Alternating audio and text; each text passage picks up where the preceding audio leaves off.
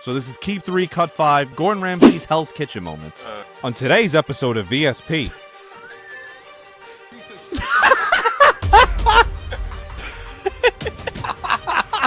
James Harden, you're 36 years old and you're still choking in the playoffs. Last night was an embarrassment. The Knicks better be careful that James Harden doesn't foul out of this game.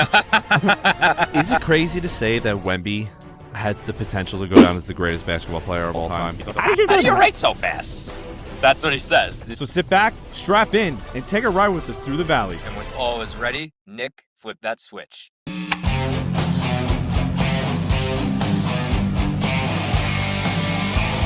What's going on, everyone? Welcome back to ValleySportsdPod. I'm your host, George. But you already know that. To my right is Tim. But you already know that. And behind the cam, as always, our great, amazing friend, Nick. How you doing, Nick? Happy birthday to Nick. It was his birthday the other day. Yeah. Happy belated. Yes.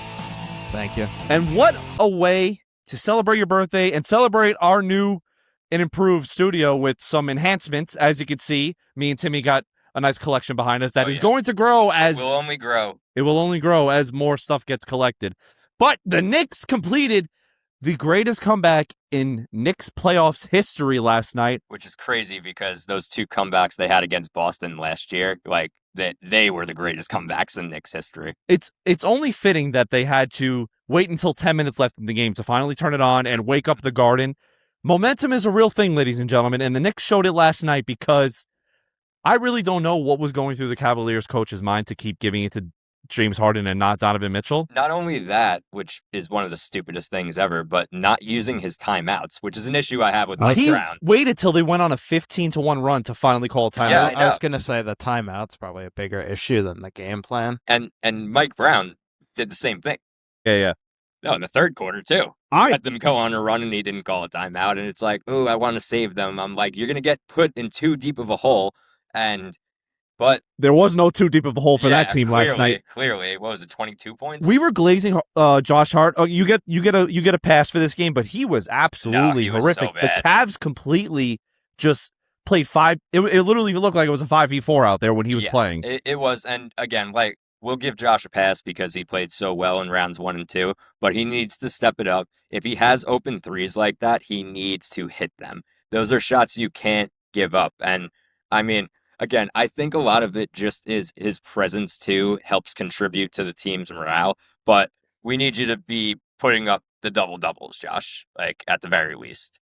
I think it's insane they lost that game. You have to win that game 1,000 out of 1,000 times.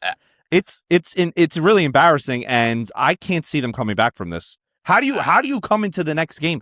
And it's very fitting. Game 1 of the same exact round in the same exact arena. 365 days later, we had one of the most demoralizing losses in history.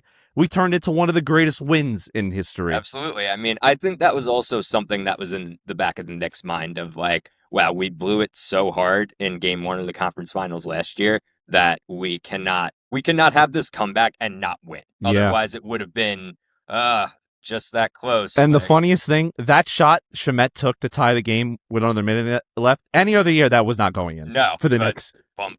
Yep. Like, you could hear the crowd go, It was awesome. It was amazing. I mean, if tickets weren't so astronomically expensive, I would have gone to one by now. But yeah, if I wanted to buy us 3 tickets to the game, it cost me $2,500 for the last seat in the house. Exactly. It's pathetic. Did you see what Olivia sent with the Jalen Brunson talking about the you should fly to Cleveland. He's like, oh well, the Garden is expensive. Yeah. Like, oh, yeah. I heard that one. The Cavs before. fans will be upset about that. Well, I'm sorry, but it's just I feel a lot of them.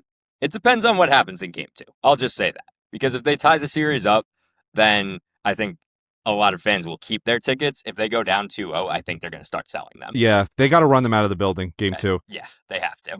The thing that makes me fine for Game 2 is that they will never shoot that bad again. No. I can't see that happening. And I do think a lot of that had to do with having so much time off. Yeah. And again, good for OG and everything, even though it took him a while to get into it. Do it again, too, and he was missing some brutal free throws. He was. The free throws last night were not good. I mean, also, like, I understand the hack-a-mitch thing because it is effective and stuff, but I'm like, if I don't care if your entire practice is strictly trying your free throws. You have to be able to not go 1 for 6 when they foul you 3 times in a row. Dude, even if he shoots like 60%, That's they all will I want. still stop doing it. That's all I want. If he's a guaranteed 1 for 2 every time with a high chance of going 2 for 2, they'll stop doing it. Exactly. And also, it always kind of makes me laugh because I'm like, it looks funny how when he's at the line and he does his practice thing, you're like, oh yeah, that looks like it could be, and then he's just. Why does it look like when he throws them? It literally looks like he's throwing a brick. A line drive. Yes, it's literally it a lands line and drive. it goes dunk. Yeah, every time. I just am like, underhand, one-handed. Something's got to give here, man. Like, but then when you watch someone like Shai or Durant or Curry, it just. Well, Shai's a pro at the free throw line. Oh, we know that. when FanDuel posted he won MVP, all 4 of his pictures were him at the free throw line, and I'm not joking. I hate him. So another person, James Harden, you're 36 years old and you're still choking in the playoffs. Last night was an embarrassment. It was so funny because I was upstairs in this house watching this game screaming, yes, give it to Harden, please, keep giving it to him. Oh my goodness. Brunson on one end was embarrassing him, and then on the other end, we were begging for them to give him the ball. Exactly. It was a joke. Yeah, I saw something that said the Knicks better be careful that James Harden doesn't foul out of this game. Well, see, here's my thing, too, about the Harden situation. Why is everybody pretending like he had this amazing series against Detroit? He didn't. Game 7, he was awful. He was terrible. They were all pretty awful. I saw another tweet. Why do teams keep trading for this guy to win them championships? I don't understand why you think that is the next step guy who's going to... Especially as he's older. Yeah, it's not like he's going to get better. Exactly. And the craziest thing is he's not even the number 1 option, and he's still causing problems. Exactly. I mean, Donovan Mitchell, I give you your flowers, bro. You are so talented, and I still have a soft spot in my heart for you, even though I hope, Grew up in New York. Yeah, exactly. The most should have been a Knick player and should have been in Knick history. What if? Pretty much. The biggest what if in history. Not like they could have drafted him or anything. So in great fashion, that last night's game might be considered one of the greatest Knick moments of all time. I got something special for you, Tim. We're going to rank these 5 Knicks playoff moments of all time without knowing what comes next. So let's start them off. I already know what my number 1 will be. Let's start off with last night, Game 1, 2026, 22-point comeback, 1 to 5. Rank it. I will give it 3. Okay. Larry Johnson, 4-point play, 1999, conference final against the Pacers. I mean, that kind of has to be 2, even though... All these are in a vacuum, so don't think about what happened to end the year. Just in that moment. That moment, then yes, that is 2. Okay. John Starks dunks over Jordan and Horace Grant in the 1993 conference final. Okay. DiVincenzo, game winner. DiVincenzo, game winner against the Sixers. That was my number 1 from the start. It'll still be the craziest moment. I don't know what can top that of how crazy something can be. So your number 2 is Allen Houston's game winner against the Heat in 1999. So you did good. Thank you. I would personally Allen Houston there. I would personally swap 1 and 2, but we were around more for number 1. I mean, and also just like who with the steal and everything, and just everything. Down 5 with what was it? 17 seconds left. 27. Yeah. And Brunson hit the 3, and then they're like, ball knocked loose. Speaking of Brunson, this guy is just money, man. Ever since that Heat series where they lost in 6. I mean, he has been automatic in the final 2 minutes every day, every night. Erik Spoelstra even said that year, how is this guy not all-team NBA? And everyone's better than Jalen Brunson until it's time to play Jalen Brunson. Yeah. And love you, JB, obviously. Shirt, represent. And Melo, we love you. Jalen Brunson has lapped you twice already. Yeah, I mean, come on. Was Melo clutch? For a year. Okay. He was way more clutch in Denver than he was with New York. I was going to say, I don't remember any huge moments with him. I mean, he, against the Bulls on Easter Day, that was very clutch. But I can already come up with I can just picture that block from Hibbert when he went to the rim. His wrist broke, basically. Yeah. Yep. But, yeah, I think that JB beats him in the clutch factor because I could think of off the top of my head 5 times that Jalen Brunson has taken over a game in the final 2 minutes. And Melo, I could think of 5 times in Denver that he took over the game in the final 2 minutes. Yeah. But And it's not that he was bad for us or anything. Like, But he gave us fun years, but Yeah. he didn't have his clutchness factor anymore. And he missed, like, fairly simple shots, too. So that was an issue. But, it was just amazing. Like, everybody started contributing. Bridges with his turnaround fadeaway three. Dude, I might have to. I don't know how he made that shot. I might have to sign an apology form for Bridges, I man. was gonna say get a jersey. Yeah. Hang it up, Dude. Right. This guy is doing everything we've wanted and more. Finally, Yeah. just give us him. 20 a game, elite defense, Exactly. and I don't know, 5 to 10 rebounds a game, and that's all we need. A couple of steals. Like, We're not asking for 30 like you did that one year. Yeah, exactly. And also, like, the turnovers from everybody last night were very poor. And again, I think the that Cavs. all goes back to, feeling rusty and everything like that. But I just, it was awesome. Like, that's all I can say about it. I mean, I wish I was there in that crowd, but again, I don't want to be a poor person. One more thing, Towns almost made me put a hole in the wall last night. When Which we were time? down 5 and OG has a wide open lane and he grabs Jared Allen's That hand was so stupid. because they had him Bridges wide open on the wing. Yeah, and also OG could have slammed that home. Or even just go up with it and get fouled. Exactly.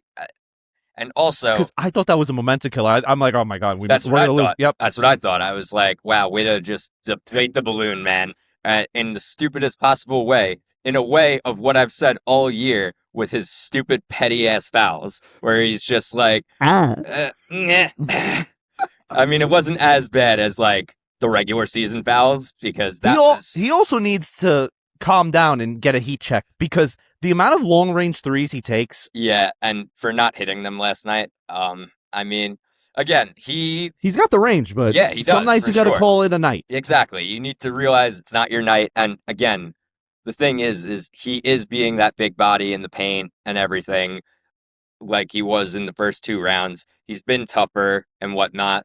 I still, I still hesitate to say more because it's still such a new series and everything. But it was like... Bless you. But like I was saying, it was just insane, incredible, and tried to go to a bar last night for it, and then I walked down Main Street, and I was like, nope, there's way too many people in all of these places. Yeah. Well, I got one more thing on the Knicks before we move on to the West Conference series. Adam Silver, this was missing from Mike last night. I don't know. Hopefully we could see it on is it camera. the logo? Why? It's just full of ads, and I feel like that needs to come back. It is extremely annoying. They do the same thing in hockey too.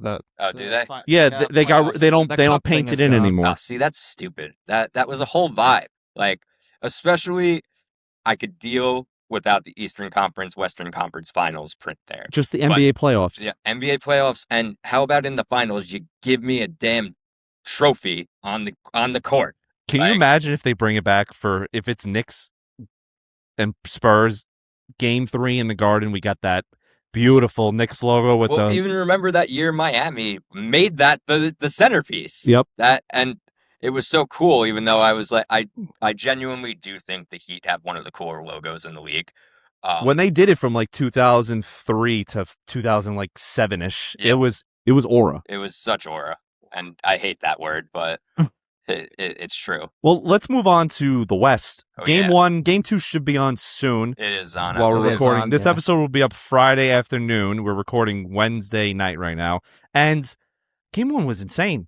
Talk about the amount of back and forth lead changes. There, it was in the double digits. Yeah. Wemby had 42 and 24. This guy is just not 41 human. and 24. 41 and 24.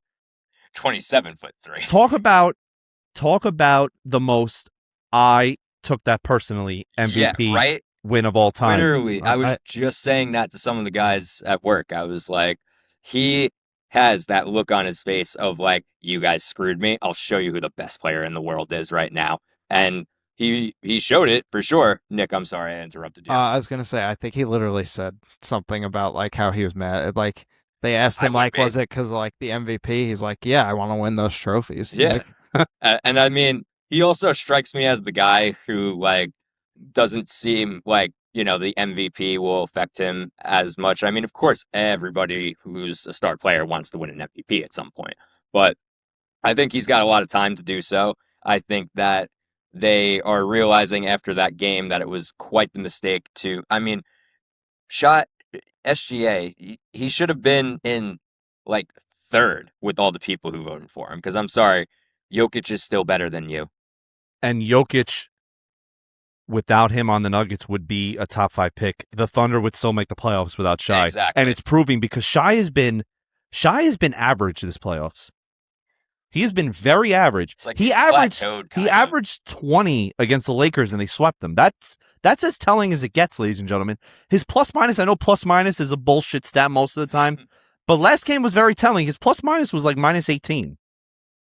Yeah. I mean, again, I don't think he should have won MVP. I think that he is a very good player. Like, he for sure can still be a top player if he wasn't always trying to draw the fouls. And it just, to me, is that takes away from the greatness. And people say, oh, LeBron was always trying to draw fouls. And it's like, yes, but LeBron also proved his true greatness before he became a flopper, in my opinion. I mean, yeah, like, he wasn't always a flopper. And is it crazy to say that Wemby has the potential to go down as the greatest basketball player of all time? Or is it too early to say that? I think it's too early to say it, even though you could definitely make a case for it. I think you still have to remember that in terms of big men, Tim Duncan, KG, he's Karl a different Malone, breed of big man, though. He is, because he can shoot better than any of those guys. You know who he reminds me of the most? Dirk. Dirk, but more athletic. That's what I'm saying. Yeah. It's like he has that Dirk vibe to him where he will hit those fadeaway shots, and he is a 7-footer, even though, I mean, he's much taller than Dirk. Did you hear what Shaq's new nickname is for him? No. Shaq's calling him Tim Robinson because Oh he's a mix of David Robinson and Tim Duncan. I mean, okay, kind I of. I just like Wemby. Yeah, Wemby's fine. And our podcast friends from Detroit, he texted us if anybody is wondering what or who a Wemby is, or something like that, and he gave some explanation that included Eli Manning. I'm talking to you, Zach. All right, brother. Yeah. I can't fathom that shot he took in overtime to tie it. First off, the one thing that actually makes it even more crazy is they put it side by side with Steph's shot against the Thunder in that same spot. And Steph was like 10 feet back. So again, he's just a psycho, the greatest shooter ever. Yes, he But is. just seeing that slender man of a man come up, stop, and pull up like with no effort, just automatic. No, it was crazy. I mean, it literally was like, remember when Trae Young was good and we were there and he hit that 3 from the logo, basically? Yep. Yeah. And I was like, that is a Trae Young moment to silence the crowd and all that. But I mean, Trae Young kind of sucks now. So he's also a wizard. That's like becoming a commander. You automatically look washed. Yeah. I mean, dude, maybe if he washed his hair also. Yeah, that too. He wouldn't look like a grape lollipop with hair on it. Exactly. Yeah. Why grape? Yeah, why because that's the picture they use. I don't know. Oh, was it? Yeah. Okay. That makes sense. But yeah, he's genuinely just not human. This team's gonna be a problem for a long time. I'm just thinking of the picture now. How people would You're gonna have to. I'm gonna have to splice it in. Yeah. Right here, right here. This is where the picture is. It was people just tweeting the Knicks lost to this thing. Oh man. But yeah, let's go Knicks, and honestly, let's go Spurs. I do not want any part of that Thunder team. Yeah, I mean, neither do I. But again, I also just focus on the Knicks making it, and even then, I get a little scared to talk about things because Donovan Mitchell, I see you're 6. No, I messed up. The magic number is 7, ladies and gentlemen. 7 more wins, and we'll have pure happiness. 7 more wins, I might just freaking light a cigar down here and just. Dude, I'll get arrested for disorderly conduct. Conduct. Yeah, disorderly conduct in the city when I go to the parade. Also, I don't care what would be going on that day. I am going to that parade. Dude, you could fire me. That parade would be insane. It's actually going to be pandemonium. If you literally pandemonium. The pandemic. The plandemic. Yeah, whatever. But you think about when they beat Boston last year, and just how crazy outside of the Garden was. Imagine like A all championship. Oh, yeah. And I don't want to speculate too much if you guys haven't known that about me already. But yeah, I mean, let's go Knicks, and whoever wins the West wins the West. Yeah. Let's keep it rolling. That's all you got to say is keep it rolling, boys. We also had some fun, interesting things this past weekend. The Subway Series came and went. First one of the 2026 season. And the Mets took 2 out of 3. Yeah, we won the World Series. Yeah, you won your World Series. That's what I'm saying. And for all Met fans out there that are making fun of the Yankees, as my friend Mark quoted last week, I wonder what everyone's doing in 1990, because that's the last time the Yankees were 11 games under 500. So keep your wins, keep your Subway Series wins, and I will, dude. We'll worry about that. You think I haven't accepted that this team is not going anywhere? Well, that's the funniest thing, because I wanted to bring up, after beating the Yankees 2 of 3, you instantly become a clown show again and blow a 5-0 lead to the Washington Nationals and lose 9-6. It's right when they try to get you back in. Yep. Like, and I come home from work and, yeah, you know, I'll put the Mets on and stuff. And I mean, not last night, but yeah, I was in the mood to start watching the Mets, at least in the background, like we talked about, Nick, with it being such a long and grind and everything. It's hard to pay attention every single time. But I was like, maybe I could have my nice, joyous Mets in the background, reading my book, everything like that. Oh, they're up 5-0. Yeah. Oh, wait, it's 6-5 now. Oh, wait a minute. Now, the Mets and Yankees are not relaxing teams. Oh, absolutely not. No. The Yankees in back-to-back nights had the game-winning run on at the plate for multiple outs in the ninth. It's like they specifically wait for the heart of the order to come up, and then that too. Let's get some outs. Let's get Vlad and Springer out with 2 outs and 2 men on just to give everyone heart attacks. You could have just gotten the easy route, but no. And the guy Vlad that's begging to get hot, and the Yankees are the one team he can get hot against, that because he kills us every time. The thing with Vlad is, like, I saw people complaining, like, his power has not like been like ridiculous the past few years, but he's always batting like close to 300, if not over 300. Listen, I said this last week that team gets the ultimate pass how they lost in the World Series. They could all play like they could have a down year, have a below average season. It's their last year was magical, and frankly, they screwed themselves out of a World Series win. They had an insane moment to start Game 7 with the 3-run home run from Bichette, and then you had bases loaded with 1 out, and you couldn't get that guy home. That's it. And you gave up the game-tying home run to Miguel Rojas. Yeah, Yappa clock. Yeah. Well, speaking of the Subway Series, this weekend's games were pretty good. Saturday, Luke Weaver and Devin Williams came in and shut us down in the 8th and 9th. I mean, if that's not a revenge win. That was your revenge win. Yeah. And then on Sunday, we had Tyrone Taylor hitting the 3-run home run to tie it. Mm-hmm. And your rookie, Carson Benj, with the game-winning RBI in the 10th. Loved it. Or the 11th. Well, yeah, 10th, whatever it was. It was the 10th. Yeah, like I said, I'm just going to enjoy this excitement of beating the Yankees for the time being. And they can go on their 6-game slump like they normally do after they get a hot win. And I just don't. I have lost the interest in baseball. And like I said, a lot of times it takes for it to be past the NBA and the NHL playoffs for me to be like, well, it's time to start watching baseball because there's not much else going on. And I just don't feel that way yet. And obviously, long season, but most of us have accepted that this team is not very good. No. They're still going to start dishing people out, I'm sure. Yeah, I think pretty much every older player is gone except for Soto. I don't know. If you guys trade Peralta, that'd be hilarious. I don't think they do that. I don't think they do that unless it was like an opportunity too good to pass up. Because then they're going to end up on like a Watch Mojo top 10 list of worst trades ever to happen in MLB history. Did you see Watch Mojo was beefing with people? No. What do you mean beefing with people? Like their actual official account was like making fun of people, saying their quality has dropped off, and they like. Well, first they off, made like some. When you make top 10 videos like weekly for like 15 years, I was going to say, like, eventually the quality is going to drop we off. were still in high school when that yeah, channel came out. They like did like this really cringe like comment underneath the video criticizing them. That's how you get. Yeah, and it That's was how you it get was shit. like Yeah. haters gonna hate kind of thing. Oh, brother. Ah. Oh, brother. Well, I mean, also, I don't think, well, no, they didn't use AI voices because it was before AI was really a thing. I feel like they have the most generic ass voices. Yes, could they probably do. Oh, no, use that girl, AI. the girl is The girl. real. The girl's Yeah, real. the girl is real because I've seen her do interviews and stuff. She did an interview with Spider-Man,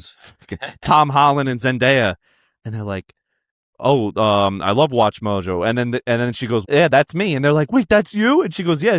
They're like, "Can you say it? Welcome to Watch Mojo." They're like, "Oh, No, and I might just take this personally because I am such a fan. As you could see from the pop vinyls behind me, I've got my Jon Snow and the Night King. They were doing some sort of top 10 list about Thrones, and they kept calling Catelyn Stark, and they did it so many times that I just got really pissed about it because I'm like, Did you it comment? doesn't- Probably. They It was- probably commented, haters gonna hate." Yeah, right. No, but it pissed me off so much because I was like, first off, it's not even pronounced Catelyn. It's Catelyn if you want to get technical about it. You know, you want me to swear on George R. R. Martin's words, that's what it is. But just say cat or something. Like, I mean, it. You know, I didn't know he still had 2 books left. I thought he only had 1 book Nope, left. we're not going to get them, so. It's, Do you think hold on, I saw this conspiracy theory, and I know we let love. me ask what it is. Do you think he's secretly writing both of the books? No, I heard a conspiracy that he has them both done, but he's not confident that the people will like it, so he's waiting till he dies to let him go. So, yeah, he doesn't have to hear it. Yeah, literally. No, I mean, I wouldn't be. At this point, I would not be surprised because can a man of that age take criticism anymore outside? Like, I mean, he just blocks whatever account. I was one of the Twitter accounts for a while that was like, anytime he tweeted something, where's wins? Where's wins? Where's wins? Wins of winner? Question mark. And finally, like, it came out, he wasn't even running his own account, obviously. Yeah, obviously. So, have you ever seen the interview of him and like Stephen King? Yeah, and I Stephen love that King's like, interview. oh, I wrote this book in like 2 days. He goes, how did you write so fast? That's what he says. I just want to know how the fuck you write so fast. And it's like, I just do it. yeah. And also, I'm sorry, the thing about Stephen King, one of my favorite authors, he has a lot of crappy books out there because he wrote them in a year. Yeah. And like, just think about the Family Guy thing where it's like, for my next story, a couple goes on vacation and they're attacked by a lamp monster. Ooh, that all you got? Or what about when they do Misery and he gets hit by the car? He goes, wait, I can write a story about this. Done. That is funny. They love that. I guess Seth MacFarlane really loves Stephen King because. So speaking of lists, I had my own personal. I thought about it because Sunday's game was all time good for the Subway Series. So I said, why don't I put together the 3 best Subway Series games since 2000? And I got a good list here. So at number 3, we got 2021 when Lindor hit 3 home runs in a fantastic game, back and forth. Lindor homered, then Stanton tied it. Then Lindor homered again. Benches cleared. Yankees got 2 men on with 2 outs. Stanton at the plate, down 1. Couldn't write a better story, and Diaz gets him out to save the game, and Mets win for the number 3. One of the few times, I mean, I can't say few times, but I was never the biggest Edwin Diaz person. If you want to go back to earlier episodes, I'm sure you'll find that out. But he did at certain moments come in clutch. And Well, that year he was elite. Yes, he was very good that year. Wasn't that the year where all the fans were fighting? Like, Yes. yeah. I mean, I'm sure that happens every year. That was also the first year post-COVID, so everybody was raring to go. Yeah. Yeah. That was the day after 9/11. There was a lot of shit going. Oh, damn. Oh yeah, that was. There were so many videos of like just what you would expect like a wrestling fake brawl to be, where it's like 3 different sections where people are fighting. Yes. And then it's just like, I remember the person with the camera being like, oh, we got one more. Coming in at number 2, we got the infamous Luis Castillo drop from June 12th, 2009.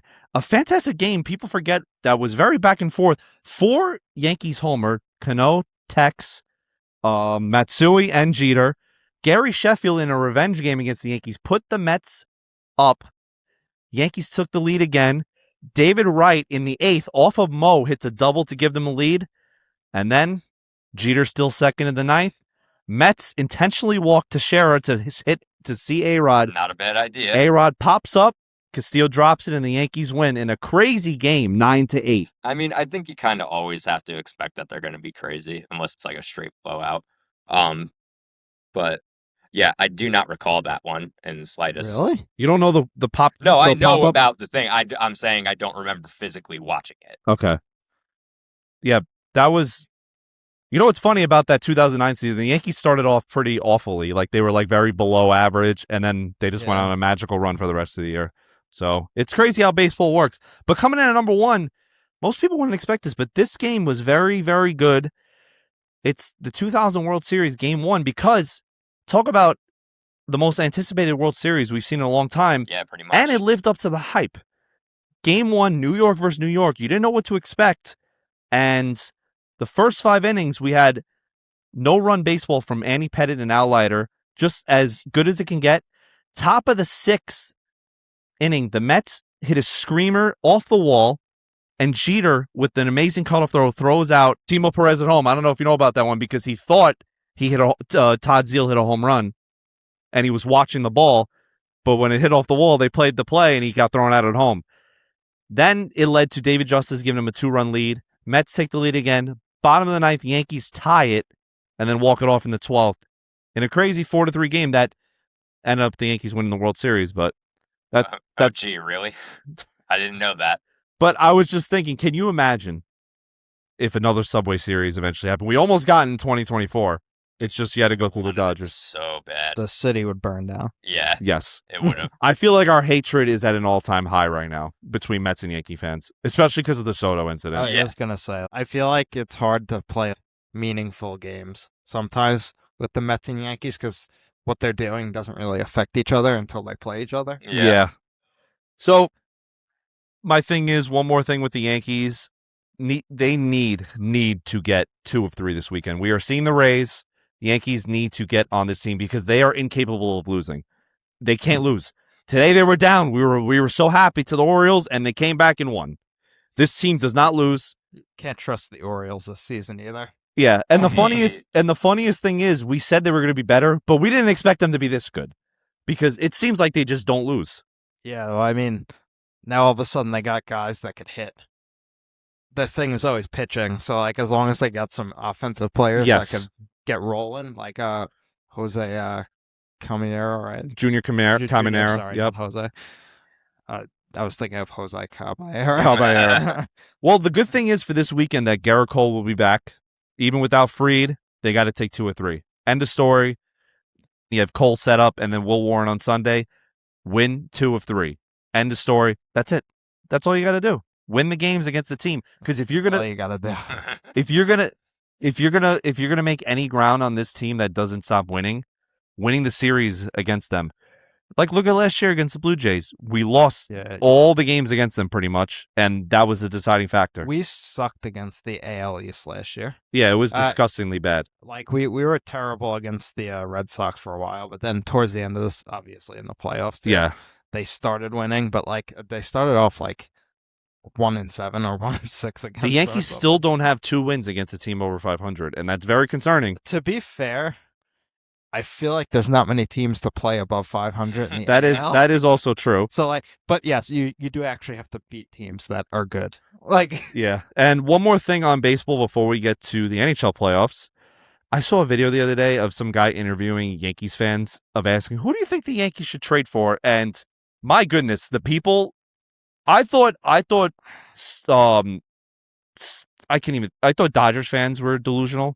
No, I've known Yankee fans are the most delusional fans of the planet. You got to hear the 3 names that I heard. Yankees fans do this thing, and I think you're going to bring it up, where they just magically think that if you try to trade for a player, they're just going to give them to you. Yes. Like, so it's interesting. Number 1, they said Paul Skeens. So in what dimension are we getting Paul Skeens? Not through trade.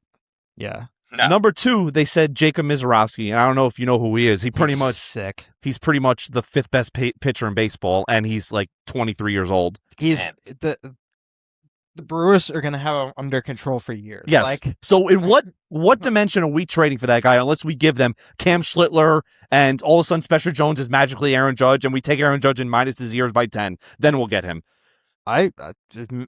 I'm not trying to hate on the kid, but it's a little difficult to watch Spencer Jones at this point. He's clearly not MLB ready. No, he's not even close to MLB ready, and I said that to begin with. They should have traded him when he was at his highest. And the third one, someone said Shohei Ohtani. I think he might have been joking, but again, I would like to think so. He's not leaving the Dodgers. He sounded serious. Signed a 7-year, $700 million contract. I really hope it was a joke. I mean, I would like to see him. He's just logistically never gonna Well, go there. there are 3 guys I would love the Yankees to get. Number 1, Nick knows Ryan Jeffers, the catcher from the Twins, because I'm sick of Austin Wells. He sucks. Get him out of here. I want him sent to the sun. Number 2, I would love Alec Boehm from the Phillies if they still keep playing like dog shit. That's an interesting He's one. been lighting it up. He is on fire. Since they benched him for 2 straight games, he's batting .406. I feel like Alex Boehm, his whole career is just Up and down. I'm gonna implode, and then all of a sudden, at my Yes. lowest, I'm gonna Yes. break out. Solid glove, but the type of bat in your lineup that can really light it up. And number 3, Nick will love this one. Give me Riley O'Brien, the closer for the Cardinals, who has been on fire this year, because I need a closer. David Bednar is not a closer. Okay? I don't want to watch him get the worst players of all time on base, and then all of a sudden he gets the best hitters of all time. This guy legit, if you came out to bat, he'll walk you, and then when Vlad comes out, he'll strike him up. It's insane. It doesn't make sense, Nick. I can't take it anymore.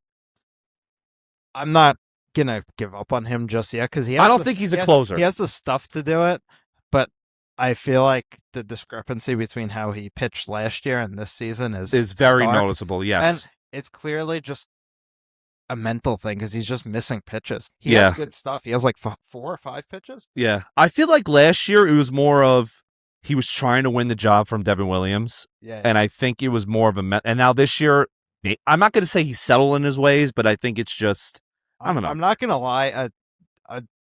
I think there's a tremendous amount of just pressure on New York closers because everyone that comes here has like goes to these roadblocks. Yeah, It's not just the ghost of Mariano. I mean, look at Aroldis Chapman. That guy's going to go down as a top 5 closer of all time and in the Hall of Fame. And his Yankee stint was average at best. mixed bag. Mixed bag. Because every season you'd have moments where you're like, What are "Shit, you doing? He did it again." But in Boston right now, since he's gotten there, his ERA is like under 0.9. yeah, and no, he's been there for 2 years. I don't want to sound like one of these pretentious Yankee fans that like earn the pinstripes, but you know how hard it actually probably is to play for the Yankees. Oh my Their God, fans are down your throat. Always. The media's down your throat. The history's down your throat. Like, I'm really surprised Rodon settled in because his first year and a half was His a first rough year one. was abysmal. Yeah, he started to look like. What do you have fans like Thomas? No, Thomas. See, the thing is, we can make jokes about Thomas, but that the whole fan base is like him, Yes. and so like that's gonna get to you. Like, and people want to say just Ignore. Some people legitimately cannot play in New York. Well, with a player like Volpe, I gave him a 4-year grace, and I'm tired of him. I gave him a 4 You year. gave him. All right, I think with the I also bought his jersey. Thank God. Also, that's another thing. If you're a Yankee fan and you buy a jersey with the name on the back, no name. you're shot. But I bought his jersey because I'm like, all right, if he sucks, Brett Gardner jersey or Chuck Knobloch jersey. But I guess now I have a Brett Gardner jersey. The thing with Volpe is I feel like they put him on such a pedestal before game one. He never played a game in the MLB, and like he's the next cheater. He's the next Like, cheater. yeah. Grew up in Jersey. He's the next That is cheater. pretty wild. And like I said, there has to be a certain level of pressure there. All of a sudden, people are calling you the next greatest shortstop of your generation. Yeah. Like, That is pretty wild to live up to. I mean, but again, George gave him a 4-year grace period. So. There it is. I'm extremely patient with the Yankees, but 4 years and you get worse. Yeah, is no, that's not a concerning. good sign. Yeah, whatever. Moving on. Let's go back to the NHL. The Final Four, I guess you can call it, last 4 teams conference final is underway tonight. And I want to talk about Game 7 was great from Buffalo and Montreal, or as I call them, Montreal, luck of the Irish Canadians, because they are the luckiest team I've ever watched. But that was a They're French, ridiculous, though. Yeah, whatever, the luck of the French. there is no luck to the French. Nick, I know you're a bigger hockey fan. Was that a horrific missed call on that shot? The goal. Yes. So all right. So technically, they called it right by the rule, but the ref made an awful call on the Yes, ice. that's what it Yeah. is. He instantly called the whistle. The Yeah. blowing it down was actually that's technically the rule. Once he touched it, it had to be blown dead, but you just can't blow the whistle there. Yeah. That's the problem. The people on the ice. It felt like 1 second passed, and then he blew the whistle. It was insane. That probably was going to be the series winner, likely. Yeah. Considering the way the game was going. Yeah, they completely outplayed them from when there was like 8 minutes left in the second to the entire, even until 2 minutes into overtime. I was gonna say, I mean, they were still putting so much pressure, and it wasn't I think that they just Buffalo caught a bad break and they couldn't get back in time, and regardless of if he took that shot, could have passed it, somebody else probably would have scored. Well, we'll put it like this: they played 30 minutes of hockey in a 60-minute game. Yeah. If you play like that for 60 minutes, you would have beat them 4-0. Yeah. You can't play 30 minutes of amazing hockey and expect to win a game 7. Very true. I do think Buffalo is that they're a young team. Like, they haven't been in the playoffs. Dude, Ever. also, Rasmus Dahlin, man, he's such a stud, bro. Yeah. I've always liked him. He's also underratedly the most annoying player in the league because, like, the amount Dude, his forecheck is so good. The amount of times players will just go after him, he must be the master of getting in your head. I still think the worst is Rantanen. That fucking guy. Why? What did Rantanen do to you? He concussed one of the Islanders. Oh, that's not what Nick means, though. Concuss? I believe it was early in the year. I believe it was Declare. I don't think that's what Nick means, though. Oh, I'm sorry, Nick. He means more of like you're so good at Like either a disruptor, forechecking, getting around players where they're just like, oh, get the over here, like that type of thing. Okay, that he's an irritant. Yeah, but he's good. You know, he was also the captain. Yeah.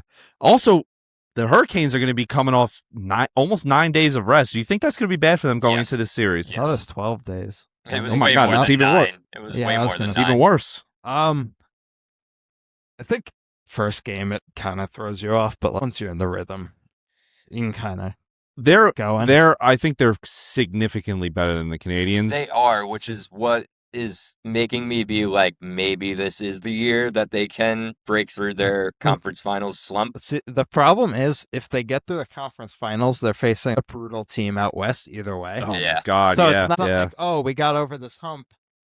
Now we can win the cup. We got over this hump to face a buzzsaw. Yeah, pretty much. I mean, the West is just better. Speaking of the West, so the Colorado Avalanche in round 2 just washed probably the third or fourth best team in the entire league, 4-1. They got the Knights coming up, who I think match up a lot better than the Wild do. But the Avs beat them in 5, and then they go to the finals and sweep or win in 5. Can you consider this Avs team the best team of the 2000s? Because they have been dominant this playoffs. The 2020s or the 2000s, like since 2000. Yeah, like since 2000, top 5 since 2000. I feel like there's no flaw in their game. So you changed the top 5 there. But so maybe you can put them in the top 5. I'm trying to think because the Lightning, for many years, early 2000s Red Wings. Yes, the Red Wings up until 2008. Yeah. Or did they make it in 2009 also? Was that the back to back? Yeah. They lost in 2009. Yeah. The Kings 1 year. Yeah, I don't know. I mean, the Kings rolled in the playoffs. They rolled in the playoffs. They did.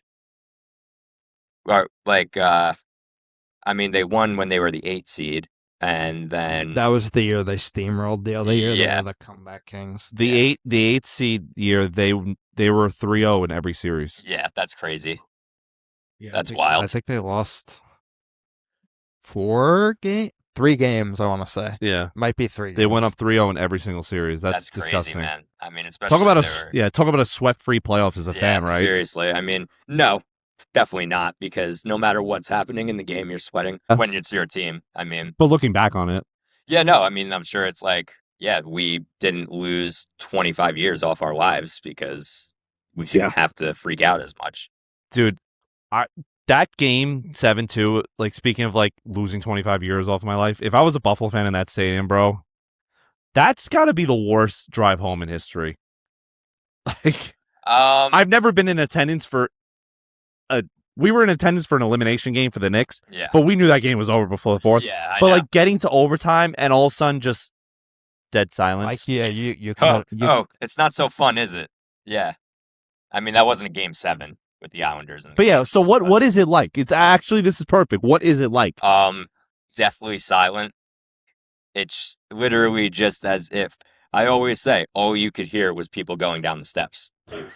I feel like That's good. the Sabres fans were pretty good sports. They got a "Let's Go Sabres" chant. Yeah, they going did. No, afterward. the fans were. But I think that's a result of just years of not being in the playoffs. I'm You're like, sure. I mean, but yeah, it's good to be proud of your team. I mean, when we were there and we were already halfway out and they started chanting "Let's go Knicks" and all that, Atlanta shut them down real quick. Yeah. And I'm like, they don't even need to. They were up by like 15. Yeah, that was an embarrassing game. Yeah, it was bad. We were rooting for Reggie Bullock to right. get us Him 20 and Alec points. Burks. Oh my God, that lineup wasn't even that good. No, it really wasn't. I mean, Nerlens Noel too. Ugh. yeah, I didn't hate him. Yeah, he was solid, but that just and then Julius Randle is your one. Speaking of Julius Randle, my God, that guy is awful. Yeah, I'm so happy he's off our team. He just is a playoff choke artist. Yeah, and I mean, he hasn't been the consistent. But he had a pretty good year in Minnesota this time, but I'm not saying playoffs. Yeah, I was gonna say it's bad when the Spurs fans are saying the Spurs' second best player is Julius Randle. Yeah, that is pretty funny too. But yeah, no, I think he's just someone who can't keep up his pace in the playoffs. I mean, I always blamed the nerves for the first time when they played because I'm like, he kind of carried this team and he's probably like, all the pressure is on me, the bright lights and everything, and he shot like crap. And I was like, do you remember Game 5 when we were watching him in warmups and he missed every shot? He was missing every shot. He legit, Nick, I swear to God, threw up 25 shots and made 4 of them. Yeah. It was in warm-ups. We were watching this game, getting hyped for Game 5. We're like, so all right, get this win, go back to Atlanta, maybe we could steal one. And this guy's just shooting in warm-ups, missing everything. And me and him look at each other like, did we just waste $500? Yeah, want to know what always scares me in any sport? Yeah, whatever. Close enough. It always scares. I don't know if this is the case with Julius Randle. When you acquire a star player, but he's on a shitty team and has never been in the playoffs. Yes. And like all of a sudden you're like, I don't know if this guy could perform. Like Rick Nash. Rick Nash, yeah. I was gonna say. He spent 8 years not in the playoffs. Like, someone who's the opposite was Chris Bosh. Yeah. I mean, he was. Didn't Toronto? They were still kind of. I mean, when he got drafted in 2003, so and that's right before they traded. Right when they traded Vince. Yeah. And they were kind of meh. Yeah, they were kind of meh. I do believe they made the playoffs though. Maybe it's like an 8 seed, as like a 7 or something, but they didn't go anywhere, obviously. And I mean, that I do think when you get someone and you have 2 guys also, I mean, yeah, no, he was really good on the Heat. I mean, he has the greatest offensive rebound of all time. You could say that again. Easily the greatest offensive rebound of all time. There's no question. So I'm happy to say, well, we're done for sports today. Valley Sports Pod, ladies and gentlemen. We're on episode 41. Make sure to like, subscribe, and follow. Check out last week's episode. We had a very special guest, a guy by the name of Porter Dub, a YouTube, Instagram, and TikTok prankster who just goes in public and does some crazy stuff. Hilarious, chill dude. We got to go into his video game and Lego side, and we had a great time. It was an hour and a half of just us having fun, and we had 2 of our other friends. We got one more thing, a very fun thing in store for you, ladies and gentlemen. For my good friend here. Oh, yeah. We, on this show, as we mentioned last week, are huge Hell's Kitchen and Kitchen Nightmare Gordon Ramsay fans. So, got 3 on order. So, have you ever eaten at any of his restaurants? Yes, okay. I've been to 2 of them. Both very good. Did we go to one of them in Atlantic City? I don't think you came with me, but I went to one. Oh, we went to Bobby Flay. Yeah. I went to his one in London, and I went to one of them in Atlantic City, and they were both very good. So, I got a good one for you, bud. It's Keep 3, Cut 5, Gordon Ramsay Hell's Kitchen moments. I love it. So next week I'll do Kitchen Nightmares, but this week's the Hell's Kitchen moments. So I already know next week number 1 for me is going to be the guy from Amy's Baking Company. Is with me?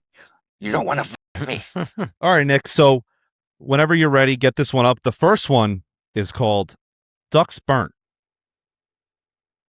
So this is Keep 3, Cut 5, Gordon Ramsay's Hell's Kitchen moments. Oh, God. The duck's burned! You're cooking in a burnt pan, you... God, Leave it. Leave it! Leave it! You're gonna blow fire in your face, you donkey! All right, keep or cut. Oh, God, I have to keep it. I really do, and I hate to keep this early, but that I remember watching that and being in hysterics. Because didn't he also say to that guy, so you know you can't win, so you try to burn the place down? No, that's a different guy. This one, because after his, he goes, you get on there and don't let him cook another piece of meat again. I am going to keep that one. All right. I might regret it because there's so many, but... All right, next one's called Stand Back. This is going to be one of the hardest ones because all 8 of them are hilarious. Of course. Oh no, come on. Watch yourself, watch. Stop, stop, stop. Stand back. Yes. Stand back. Stand back. There's cooking and there's on fire. Stand back. It just stays on fire. Oh, God. That one is obviously very funny, but I know the others, so I have to cut that one.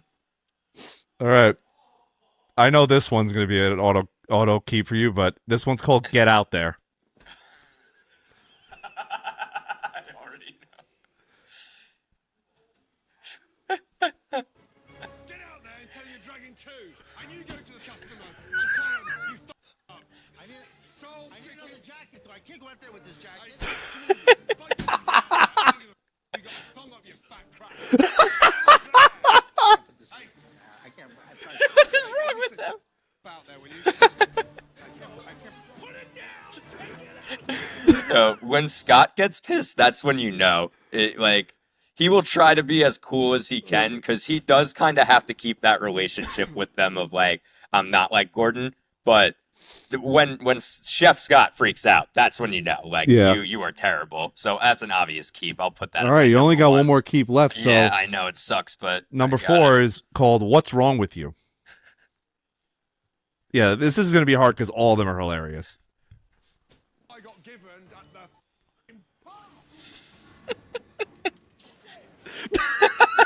sabotage. Nothing coming out. I'm waiting for a salad.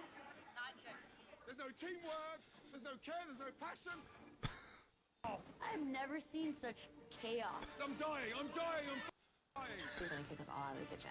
All of you, just stop. We're done. It's over. Come here. I hate that girl. What's wrong She was with the you? worst. Look at me. Hey, look, you ignorant. The blonde one. Yeah. What's wrong with you? I'm trying to work, Chef. I'm trying to communicate.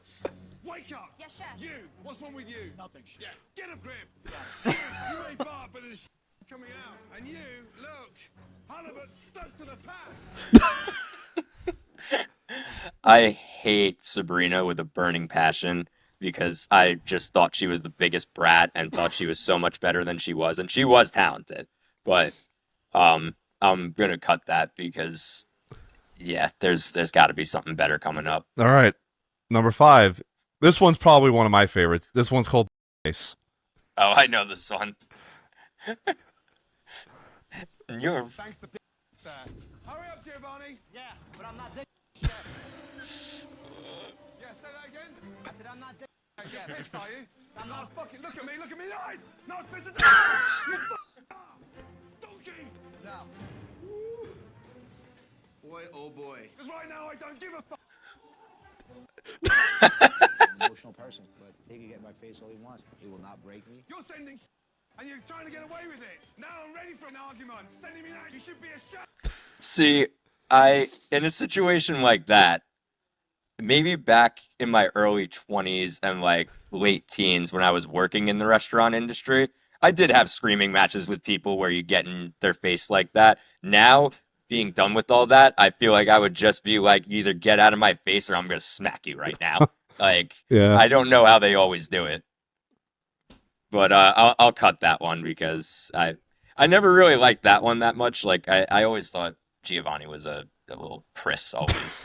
He was good though. No, he was. He was a very good. He got eliminated that episode because I was watching recently because he burnt the other guy. Yeah. All right, next one's called "Give Me the Jacket." Oh. I remember this one. Yeah. Yeah, do me a favour. Take that off and get out. Get out. Hey, you. Leave the jacket and get out. Get out.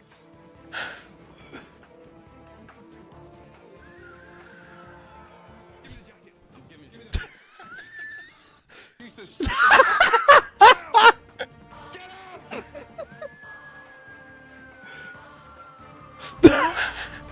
See, I really liked that guy, and I thought he was going to win. But when you're Black Jacket and you start messing up that bad that often, like, Oh remember, my God, he had all the pasta he kept cooking Yep. and everything, and yeah, that was he just straight wasn't listening to Gordon because Gordon said like throw it out. He was just fried. Yeah, he was exhausted. But what is that, 7? That's 6. We got 2 more left after this. All right, so I kind of have to cut it because I genuinely feel bad for that guy. I do. All right, the next one's called "Madam."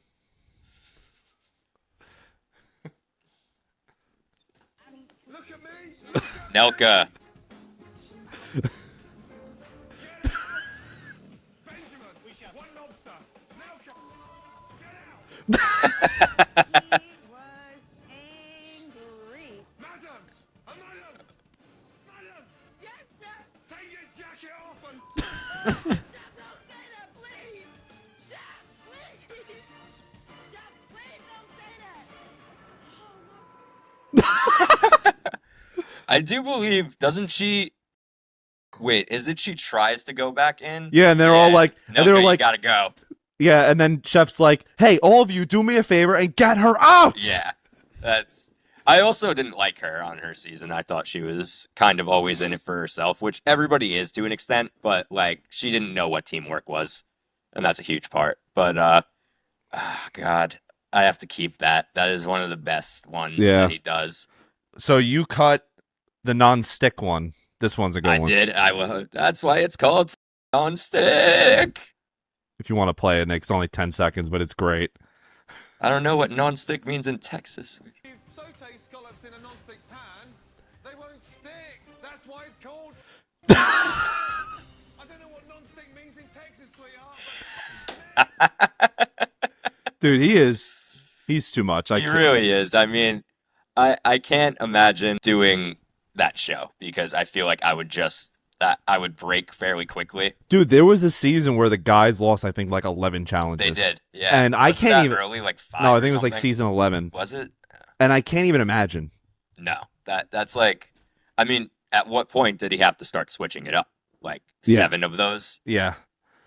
I feel like it's kind of, it's probably hard to perform when you're getting yelled at. Have you all watched the the time? uncut ones? Yes. Yeah, all the time. it's crazy because he's very patient with Yes, them. he is. That's the thing is they no pun here, but they clip farm for when they do fuck up. Yeah, Nick, And you got to then- watch the uncut episodes because it just starts from the beginning of service to the end, and he doesn't start screaming till like 2 hours in. Like, Yeah. why doesn't anyone have Really? their appetizers? I've never actually seen the uncut. Yeah. No, it's very interesting to look at because it's like they do just get all of him being a monster on TV. Well, that's also shtick. Yeah, it yeah. is. I genuinely don't think, like, early 2000s, I don't think that was stick. I Did you think see he that was video so I sent you of angry. him in his original restaurant? Of Yep. him, that is terrifying. It's scary. Because the guy fucked up the land sauce, and I saw some comment like, "Oh, the origin story." Yeah. And he brought the guy. He's like, "Hey, you, one more time, and you're out of here." This is off topic, but I saw this tweet the other day, and it was the scene in Titanic where Jack says that he won his ticket in a game of cards. Yeah. And so the top comment was, that guy who lost that hand was the luckiest man alive. All right, man. Episode 41 of Valley Sports Pod. Okay, on 3, we're gonna say the player. You ready? All right. 1, 2, 3. Dirk Nowitzki. Nowitzki. Look at that. Yeah, we Look had at it. that. Yeah. Look at that. Yeah. All right. Yeah.